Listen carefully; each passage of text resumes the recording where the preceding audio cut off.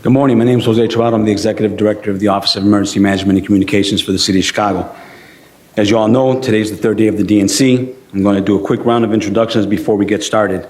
Today we are joined by Larry Snelling, Chicago Police Superintendent, Nance Holt, Commissioner of the Chicago Fire Department, Mary Sheridan, First Deputy of the Chicago Fire Department, John Roberson, Chief Operating Officer for the City of Chicago, Gary Gatewood, Deputy Mayor of Community Safety, Derek Meyer, Deputy Special Agent in charge of United States Secret Service, Dan Casey, Management Deputy Director of Public Safety Technology. And with that, I will pass it over to the Superintendent. Sir. Good morning. First of all, thank you to Executive Director Tirado, especially for all of the hard work that came from OEMC, which I can't say enough about the work and the communication, especially with the dispatchers. Just what a phenomenal job they did getting the information out to our officers and communicating on the ground. It was extremely important. Last night, I'm sure all of you witnessed, and a lot of you were more than likely out there. I see some familiar faces right now. You know, right in front of the Israeli consulate, we had a group that showed up, and they showed up with the intent on committing acts of violence, vandalism. That was their intent. As the Chicago Police Department, we did everything that we could to de-escalate that situation. But there's only so much de-escalation that you can attempt before it becomes excessive repetition. And in excessive repetition, you continue to say things to people until they stop believing that you're going to do anything about it. And what I've said from the very beginning is that if you come to our city, whether you live here or you're visiting, and you show up with the intent on having your First Amendment rights exercised and bring no violence, no vandalism to our city, no hate to our city, we will allow you to do that and protect your rights. And our officers have done a great job in performing their duties in that way. However, last night was a danger to our city and a danger to our citizens in this city, our residents, property, and CPD had to protect that. So CPD stepped up. We declared a mass arrest after our officers were physically confronted and attacked.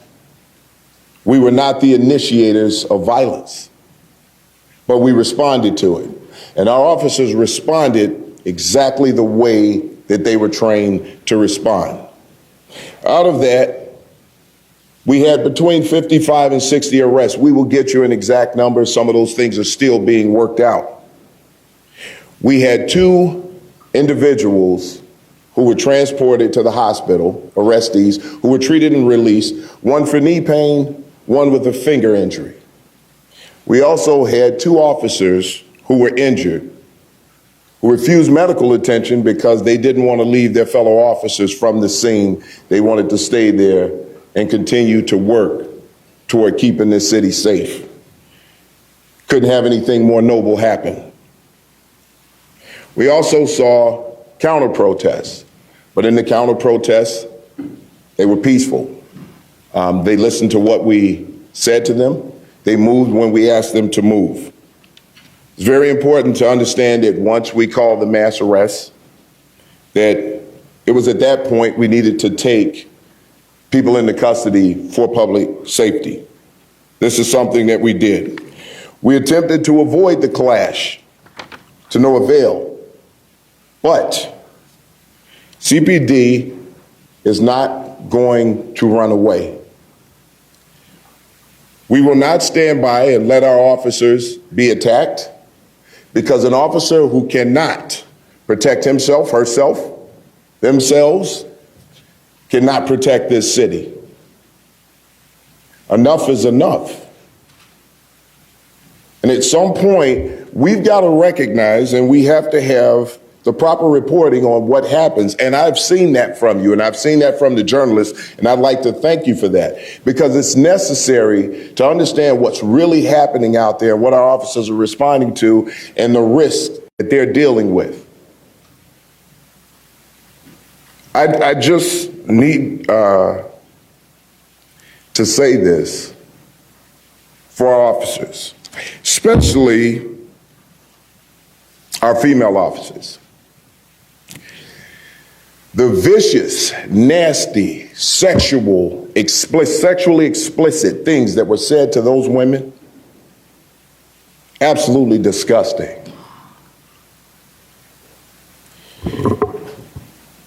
I have women in my family, and the anger that I felt.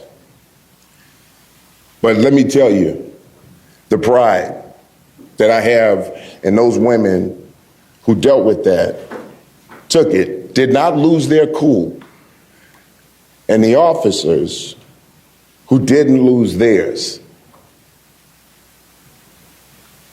Understand, these are human beings. Somebody's mother, someone's daughter, sister, aunt, niece, being spoken to in that way. But they stood their ground, and they did what they had to do. They didn't overreact. Our male officers who were standing there didn't take the bait. They continued to fight through in the way that they were trained to respond. And in an incident like that, where that number of people showed up to fight with the police, and we were able to take nearly 60 people into custody, minimal injuries, tells you that what's happening with the Chicago Police Department is transformative.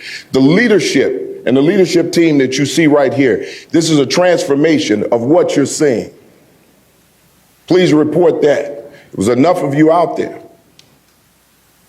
We will not allow people to come to this city, disrespect it, and destroy it. We expect the rest of the week to be better. That's what we're hoping for. We're hoping that people see that the Chicago Police Department is prepared, ready, willing, and able to defend this city. It's time to get a handle on anyone who wants to wreak havoc on this city, people who are committing violent acts throughout the city. It is time to bring Chicago back to where we know it can be. But that's going to take all of us. So it wasn't just the Chicago Police Department last night. As you see, we have the fire department here with us, our federal partners. We have the COO, John Robertson. We have Deputy Mayor Gatewood standing here with us. There are so many people behind the scenes from other agencies who are working to make sure that this city is safe and to make sure that we're successful throughout this DNC. I cannot say enough about my leadership team, boots on the ground, making sure that this operation works the way it needs to work. The overall incident commander, Chief of Counterterrorism, Dwayne DeVries. The Chief of Patrol, John Hine. The Chief of Detectives, Antoinette Ursitti. Our Chief of the Bureau of Internal Affairs, Yolanda Talley. And the Chief of Constitutional Policing, Angel Navales. Behind them, I'm sure you all know, Director, Community Policing, Glenn Brooks. This collaboration has been excellent. The leadership of Executive Director Jose Tirado, making sure that the communication is working, is why we're successful. Lastly, I'd like to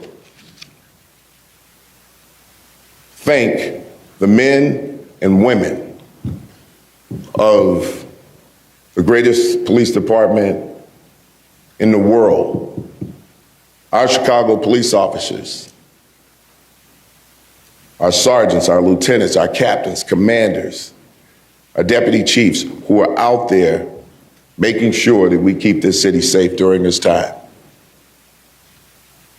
I saw something in their eyes last night that I haven't seen in years, a level of pride knowing that they kept this city safe from those who came here to burn things, to burn flags, to fight with the police, to cause destruction, mayhem. Make it great like 68. That was what they brought here to Chicago. It's 2024. And the Chicago Police Department proved that. So let's get off of 1968. Let's stop talking about 1968. This is 2024. And the Chicago Police Department is proving that every single day. I cannot be more proud of the work that the men and the women of this department are doing right now to keep this city safe. With that, I'm going to turn it over to Deputy Mayor Gary Gatewood. Thank you, Superintendent. Good morning. I stand here yet again. As I said yesterday, the city is ready. The city has always been ready. The collaboration that we have across the board has been phenomenal. Last night wasn't a protest. To call last night a protest would be disrespectful to people who have actually protested for things that have moved societies forward across the country. That wasn't what we had last night. What we had is we had people who came down to the city to cause harm, to wreak havoc, and they were met with the best trained police department in the country. They were met with collaboration across the board with all of our agencies working together around the clock, with leadership like Deputy Mayor Lori Lipson, who makes sure all of our agencies show up on time every time to make sure this work happens. We work in partnership around the clock. We work to keep this city safe. And again, as I said yesterday, we welcome protests. We welcome peaceful protests. Last night wasn't that. We expect protests. We expect them to be peaceful going forward. We expect that level of collaboration and partnership. We welcome it. We look forward to it. And with that, I have the pleasure of bringing up Derek Meyer, the Deputy Special Agent in charge of the United States Secret Service. Thank you, Gary. Thank you to Superintendent Snelling. I could not ask for a better friend, and the city of Chicago could not ask for a better leader. Good morning. I'm Derek Meyer, the Deputy Special Agent in charge of the United States Secret Service's Chicago Field Office. We're starting the third day of the 2024 Democratic National Convention, and I'm proud of the work the U.S. Secret Service, Chicago Police Department, and the rest of our federal, state, and local partners have done securing this historic event. It is a total team effort. There have been several large demonstrations this week. We are very appreciative of the Chicago Police Department for safeguarding the city and the convention. I'm also proud of our Secret Service personnel for their great work during the DNC so far. As we head into the DNC's final 2 days, I'd like to thank everyone heading to the convention for their patience and understanding navigating the large crowds associated with an event of this size. We ask that attendees and delegates arrive early and allow extra time for security. Also, I have a very important message for all drone operators. I would like to remind everyone that the FAA has temporary flight restrictions in place for the DNC through Thursday. That means that this restricted airspace is a no drone zone. The restrictions cover a large area, so drone pilots need to check the FAA's before you fly service ahead of flying. That app can be downloaded from your device's app store. If a drone pilot enters FAA TFRs without permission, their drone could be confiscated. They could also be fined up to $75,000 and could also be criminally prosecuted. Notices and TFRs are updated and changed frequently. There is a complete list of notices and TFRs at www.faa.gov. Thank you. We'll be open for questions. Okay, we'll begin questioning here. Mac Lederman with Block Club Chicago. Were journalists amongst those arrested last night? Yes, there were 3 journalists who were arrested last night. Look, as I said before, and I said this yesterday at the presser, we have journalists. We won't allow you to do your jobs. We really do. But there are times when we're calling a mass arrest or we're attempting to move in, we need you guys to step to the side. If you don't do that, it's obstructing us, and it makes it harder for us to take the people into custody that we're attempting to take into custody. And what we don't want is for you to get caught in the middle of it and get injured and hurt. So if you're not moving, if you're not complying with our orders at that time, you may be breaking the law yourselves.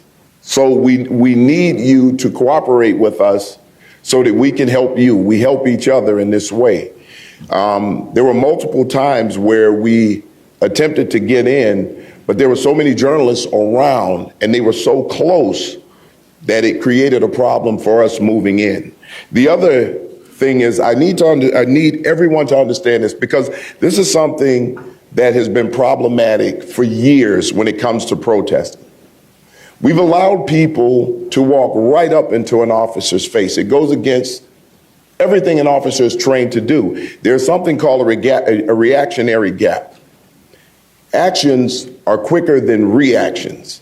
When you get that close to an officer, you need to be at least 2 arms length distance away from that officer. Because if you walk up to that officer, you're hostile, you're angry. The next step is violence. And now, if someone decides to act violently toward that officer, and this officer's actionary gap has been shortened, that officer has to recognize the possibility of that attack, and then come up with a plan to defend himself against it. That 2 arms length distance gives the officer the ability to do that. So what we would like is when you're out there, please try to stay at least 2 arms length away from those officers, because it's a safety issue for every officer on the scene. Good morning, Superintendent. Sam from the Tribune. How are you, Sam? Well, thank you. How are you doing? So last night, obviously, there was no permitted march after the rally outside the Israeli consulate. And after the group began to go south on Clinton and then return back to Canal, it appeared that officers assigned to monitor the group not necessarily corralled them, but sort of surrounded them. And as that happened, the group dissipated with each pause in the march. Was that a planned tactic by responding officers? It was planned by the leadership. So the leadership makes the decisions based on what we're seeing.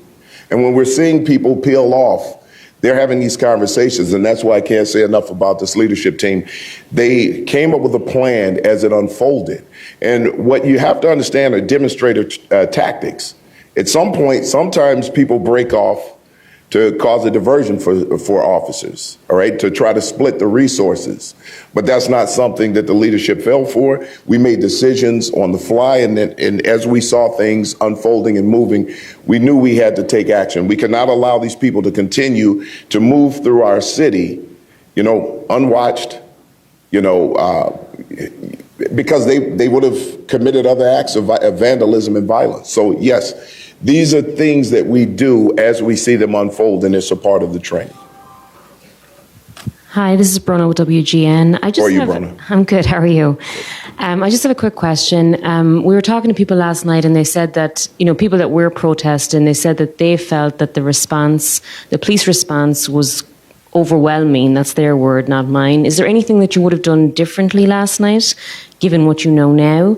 And then could you just clarify the arrest number for us as well? Because we heard another number from a different agency of 72 this morning, and I just want to get a handle on that. Well, first off, the word overwhelming, if that's the word they used, then we were 100% successful, because that's what we wanted to do.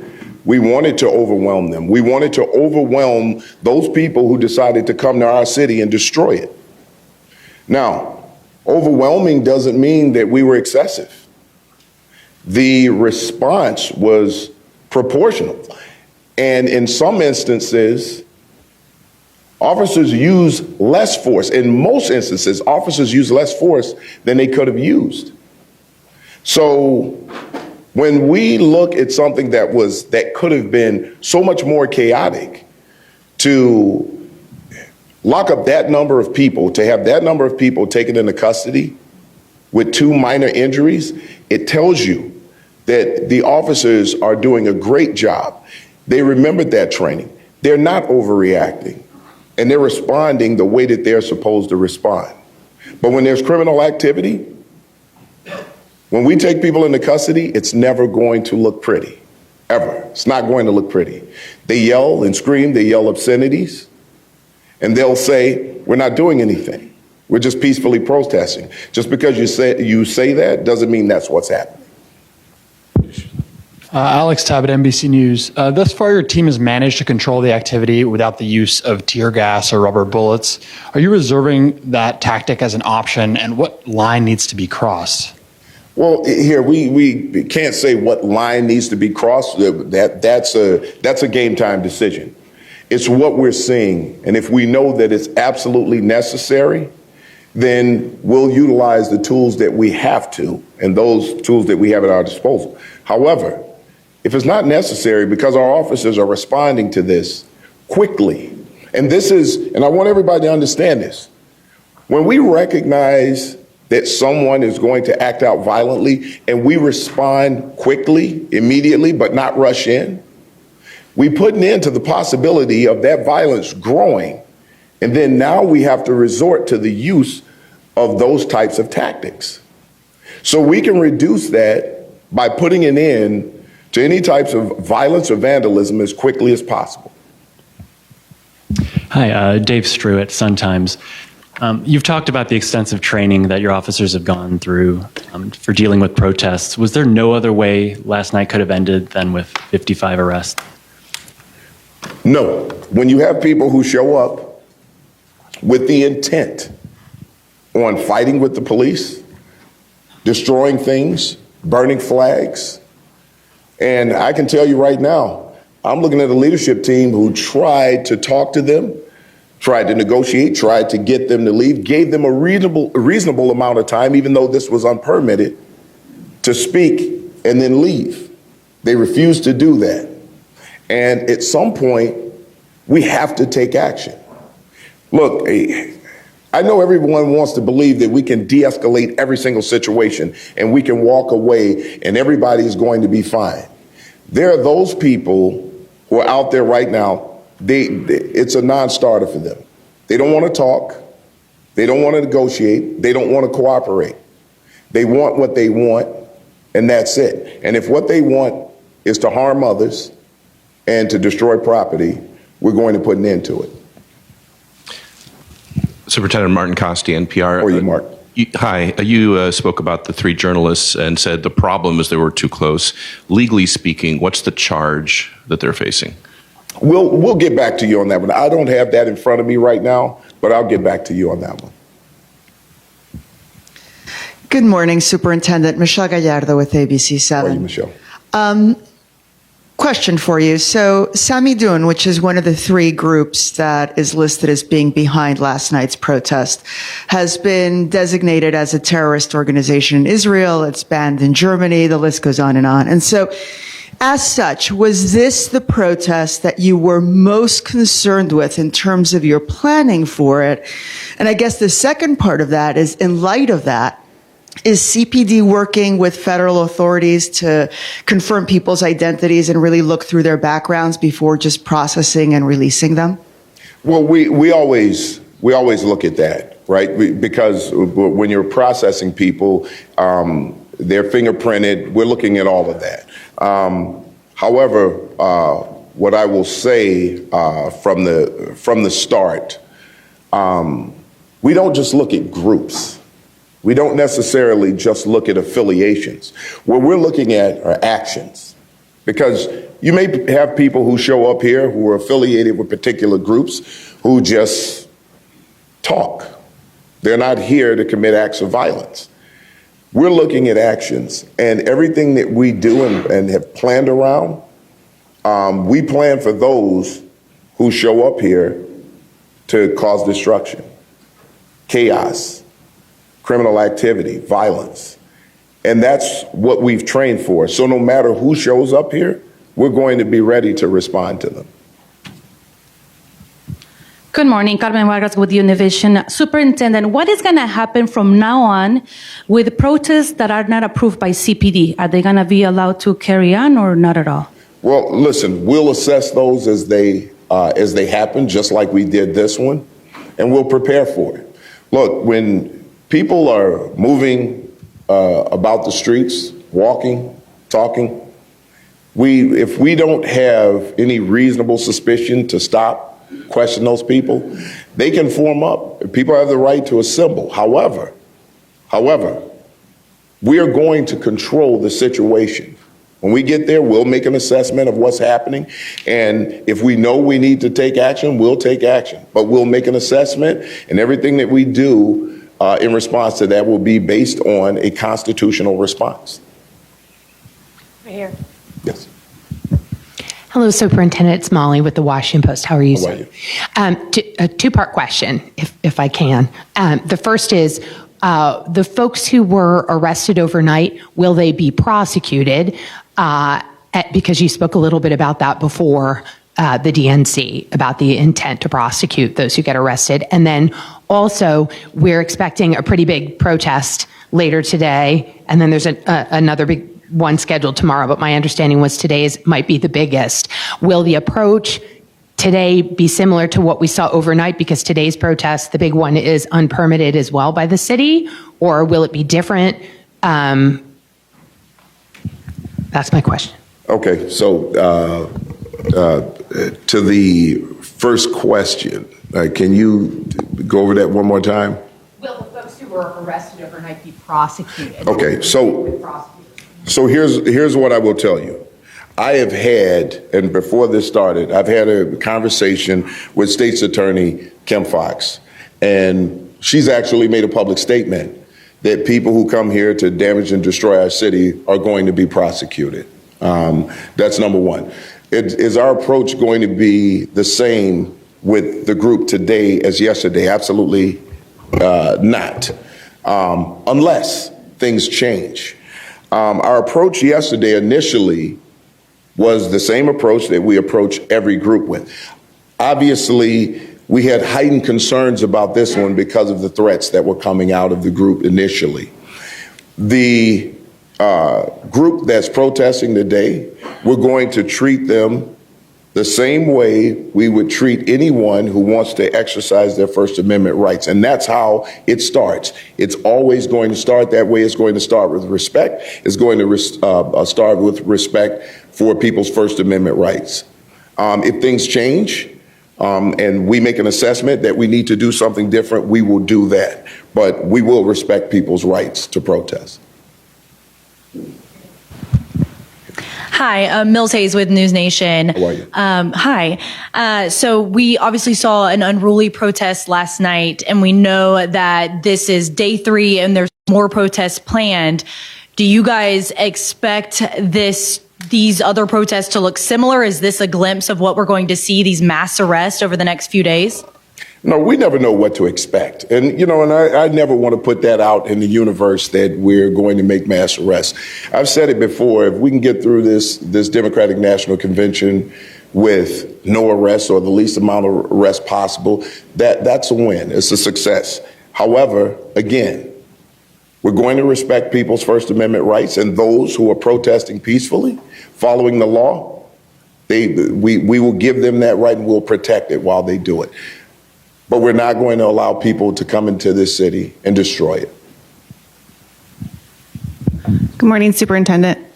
Julie Bosman with the New York Times. How are you? Good. You said earlier today that it is time to bring Chicago back to where we want it to be. Can you say specifically what you mean by that? Well, listen, Chicago gets a black eye, about the dangers of the city, and they have people who don't live here who believe that if you just show up here, that you're going to suffer immediate harm. This is a beautiful city, and we need to bring back our reputation. We need everybody to see Chicago as what it is. It's one of the most beautiful cities in the entire world. I'm proud to live here. I'm proud to be a Chicagoan, and so is everyone standing here. And I'm proud to be a part of an organization right now that's defending this city against destruction and harm. Hi, Superintendent Heather Sharon, WTTNB. Can you talk a little bit more about the taunts directed at female Chicago police officers? They were explicitly sexual in nature and directed at them because of their gender. Do you have a sense of how the female officers in particular responded to it? That seems somewhat unusual to me, and I want to know a little bit more in specific about what they faced last night. Well, I tell you, listen, I was here in 2020. I was here during the NATO event, and I was on the front lines in each one of those. And women suffer those taunts on this job all the time. Just vicious nastiness. But our officers are resilient. I can't say enough about the women who work this job. Just the strength that they showed to work through that was amazing. And we have to make sure that we check on them to make sure that they're working their way through it. But I tell you, the level of resilience that they showed through this was amazing. And I can't say enough about them. And, a lot of times we see these tactics because they're demonstrated tactics to also upset the male officers who want to stand up for their fellow officers. But they didn't take the bait. But I just can't say enough about these officers and those women who dealt with that and were resilient throughout it all. Good morning, Superintendent. Joey Capital with the Associated Press. How are you, Joey? Good, thank you. Kind of a change of subject, but there was a fugitive that was arrested about a half mile from the DNC at a restaurant, a fugitive from Mississippi. Do you have any more information at this point about that, how that fugitive was located? Sounds like he was in a restaurant, and how that kind of seemed like he was taken into custody this morning. That's something I don't have a bunch of facts on right now, but we can get some information to you afterwards. Okay. Good morning, Superintendent. Megan Hickey, CBS Chicago. How are you, Megan? Good, thanks. Do you have any sense of where the majority of these protesters who were arrested are from? Are these locals? Are these people coming in from out of town? So right now we have identified 22 of them from out of town. 14 of them right now we're trying to work through because I believe they've refused to give addresses. So we haven't been able to determine where they're from at this point.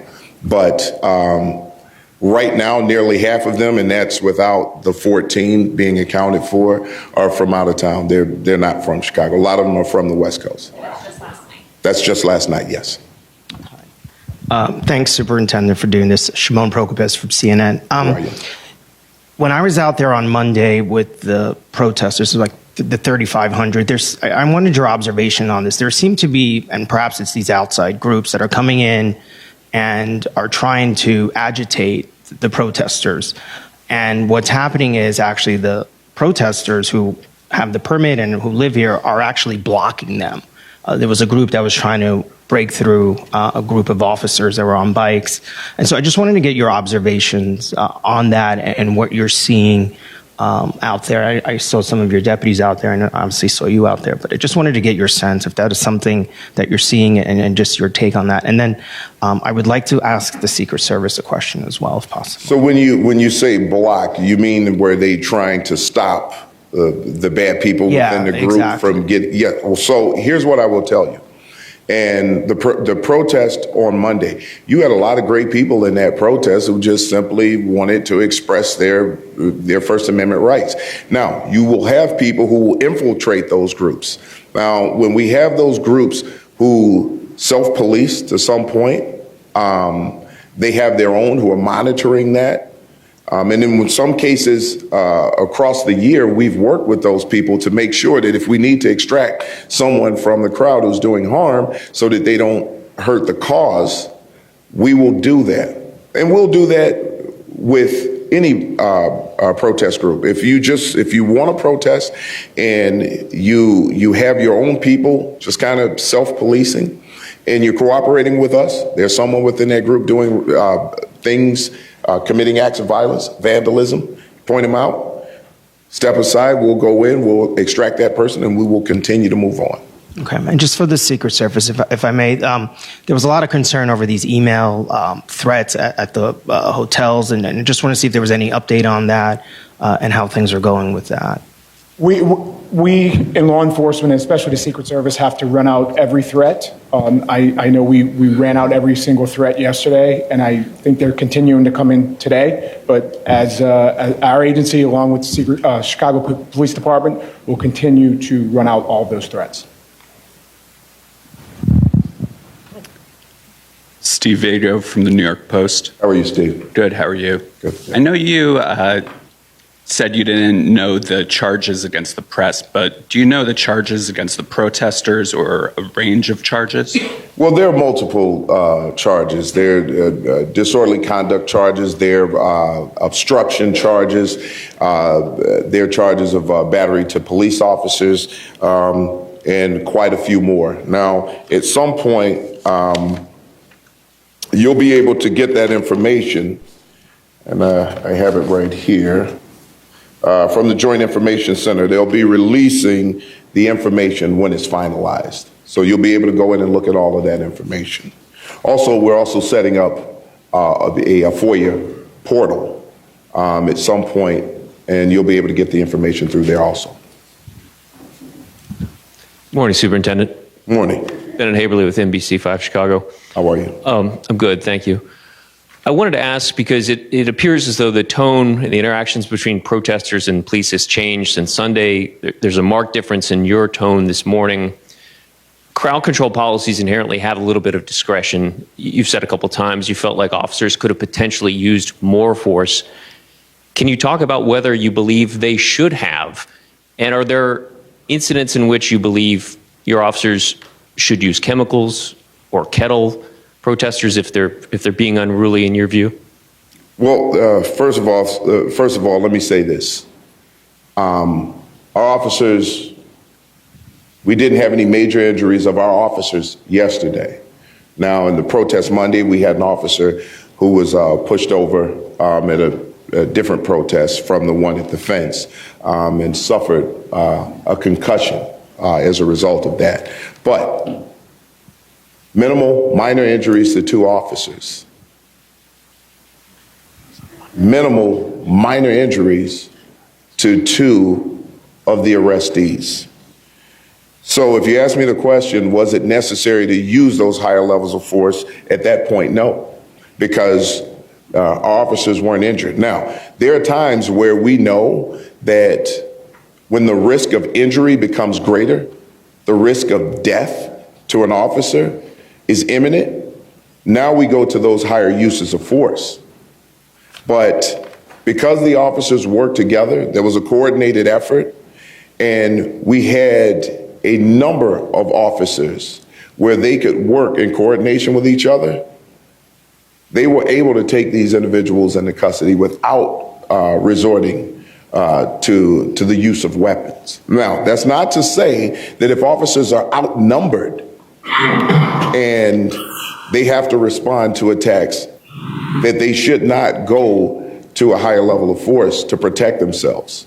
So it's based on the conditions and the circumstances, and then having a leadership team out there guiding the officers, recognizing certain things, and making sure that the officers are staying within the boundaries of their training. I mean, it was just an excellent job by everybody involved. Final question. Morning, Superintendent. Chip Mitchell with WBEZ. Where are you, Chip? I was last night, I was covering a different protest it was Montrose Harbor on the north side. 120 people, interfaith, Muslims, Jews, Christians speaking. Very similar demands calling for a cutoff of U.S. military aid to Israel, Palestinian self-determination. And I think I might have been the only reporter there. I saw a couple of cameras, but I may have been the only actual reporter. And I'm just wondering, why do you think the public is so fascinated with this relatively small group? I've met with some of them. They're mostly kids in their 20s. I'm not going to argue that whether they're just naive or idiotic. I think it's up to people to make their own judgments. But why is the public so fascinated with this group of young people that are talking about skirmishing with cops? Okay, so I think you're a thoughtful person. That's why I'm asking. I think you answered your own question. You said you were the only reporter there, right? So here, it sells. It sells. When you're expecting a clash, when you're expecting a fight, when the continuous message is that this is going to be 1968 all over again, the Chicago Police Department can't respond constitutionally. Everybody wants to see the carnage. Why should we cover the people who are talking about peace? It doesn't sell. I mean, look, let's face facts. Let's tell the truth about what's going on here. I want to capture the picture of the officer with the billy club smashing into someone's head. And I want to put that on the front page of the newspaper. And then I want to talk about how terrible the Chicago Police Department is, right? People want to see the carnage. We have people in this city who are doing great things, but we focus on the negativity. We focus on the violence, and we push that narrative in our own city. There comes a time where we have to recognize what we're doing. See, what I've decided with the Chicago Police Department is to look at where we've made mistakes. Look at where we've been wrong. Look at the history of this department and take corrective action so that we don't repeat those things again. Transformative and transform this department. You're seeing that right now. But in order to get to the bottom and answer the question that you just threw out there, is that we all have to look at ourselves. And we have to ask the question, why are we not covering the good things that people are doing? Why is it that we're looking for the bad things? That's what we've got to start looking at. So if we want things to get better, we've got to look at things good that are happening. But I will tell you this right now, with our teens, when you see teen gatherings and people running in the street and acting wild, you know why they do that? Because they know they're going to get coverage. And they are great teenagers who are doing great things across the city. Nobody says a word about what they're doing. We have to look at ourselves. What is journalism? I'm not a journalist, so I'll let you guys answer that question. But you asked me for my observation, that's my observation. Lastly, I just like to acknowledge, I really have to acknowledge the women in leadership in this department and our female officers. Last night and times before was a reminder to me of what they have to deal with. Being a woman in public safety.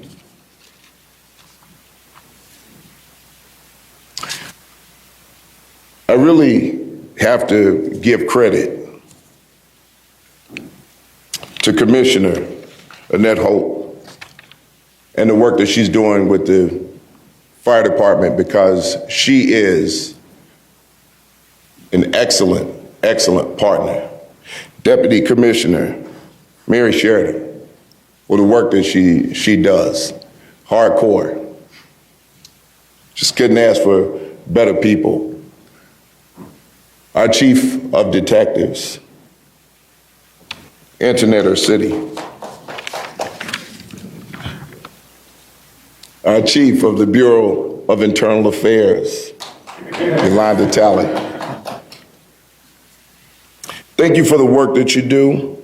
Thank you for the resilience, and thank you for setting an example for every woman who wants to be a part of public safety. You're setting the example, and you're trailblazers for that, so continue to keep that work up. I appreciate the work that everybody here is doing. Thank you. Thank you for the questions, and thank you for allowing me to just educate you a little bit about what the Chicago Police Department has been doing and what they do. Lastly, I see Deputy Chief Chris Papiano, who was on the ground yesterday doing a great job out there. Just want to acknowledge him. I see him up there. My Chief of Staff, cannot say enough about my Chief of Staff. She's behind the scenes. Dana O'Malley just, she does a great job. So I had to, everything that I have prepared, she makes sure that it's prepared for me when I get in. She's awesome. I can't say enough about her. So thank you very much for that. All right. And that's all I have, people. Thank you very much. We will see you out there again tonight.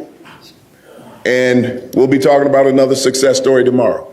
Will you be out there tonight? Absolutely.